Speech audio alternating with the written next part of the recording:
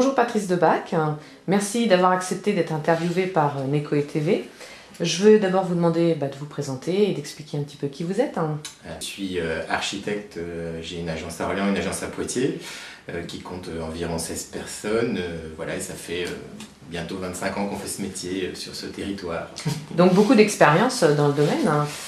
Beaucoup d'expérience, beaucoup c'est jamais assez, mais voilà, de la diversité en tout cas, beaucoup de bâtiments assez différents dans des situations urbaines très distinctes, avec de la maîtrise d'ouvrage très différente, avec des attentes très différentes également. D'accord, vous avez accepté donc de participer au Nekoe Jam dans la thématique développement durable et services. Qu'est-ce que vous attendez de cette participation au Nekoe Jam ? Eh bien, d'arriver à se saisir en fait un peu de l'état de la pensée aujourd'hui du développement durable, c'est-à-dire que nous, dans notre métier, on est interpellé très directement par ces problèmes de développement durable. Tout le monde a entendu parler du Grenelle 1, le Grenelle 2 se prépare, donc normalement il doit passer à l'Assemblée nationale au mois de mai. Ça va être une révolution culturelle pour les métiers du bâtiment auxquels appartiennent évidemment les architectes. Et donc il s'agit aujourd'hui d'arriver à comprendre si le terrain est vraiment très mature aujourd'hui et très fertile en fait pour recevoir cette graine du développement durable et à quelle vitesse il va pousser, puisque au-delà de nos agissements professionnels, c'est aussi une vraie conviction personnelle qu'il faille mettre en place ce type de politique aujourd'hui. D'accord. Au niveau de Nekoe, vous avez entendu parler donc, de ce nouveau pôle d'excellence d'innovation par les services. Oui. Comment vous interprétez la notion d'innovation par les services ?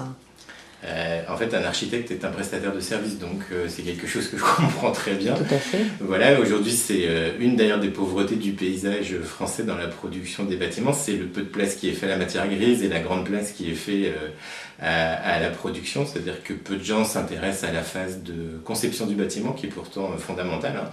On suit un fœtus avec beaucoup d'échographie, on est très peu, nous, interrogés sur la façon dont on fabrique nos bâtiments à l'intérieur de nos agences. Et on nous interpelle souvent très tard, voire trop tard, au moment où le bâtiment est fabriqué et qu'on commence à vivre cette expérience spatiale. On vient nous reprocher des choses qui ont été mises en place, alors que si on avait exprimé une valeur d'usage ou une qualité d'usage attendue, c'est quelque chose qui aurait pu être parfaitement évité. Voilà. Donc dans ces problématiques de service, il y a déjà et avant tout de refaire une place à la pensée intellectuelle, et puis également dans cette problématique de développement durable qui est liée aussi à cette problématique de service, c'est de trouver la transversalité nécessaire entre toutes les pensées qui s'organisent dans des systèmes experts pour qu'on puisse aussi comprendre les uns vers les autres comment on interagit les uns sur les autres. C'est vrai que nous, quand on dessine un bâtiment et qu'on fait certains choix structurels ou certains choix de matériaux, on interpelle des filières qui ne sont pas forcément matures, par exemple sur notre territoire orléanais, qui nous obligent à aller nous procurer des matériaux en Autriche ou en Pologne parce qu'ils ne sont pas disponibles sur notre marché. Voilà.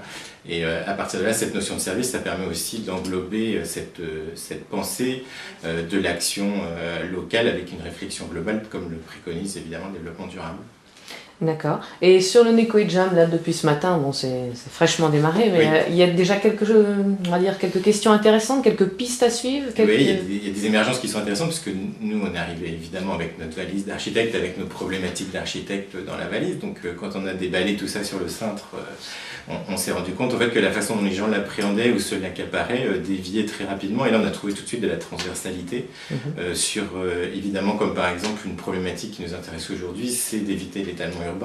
C'est donc de retrouver de l'intensité de vie dans les villes pour que chacun puisse trouver dans la ville ce qu'il va chercher en sortant de la ville et en se construisant un pavillon sur l'extérieur.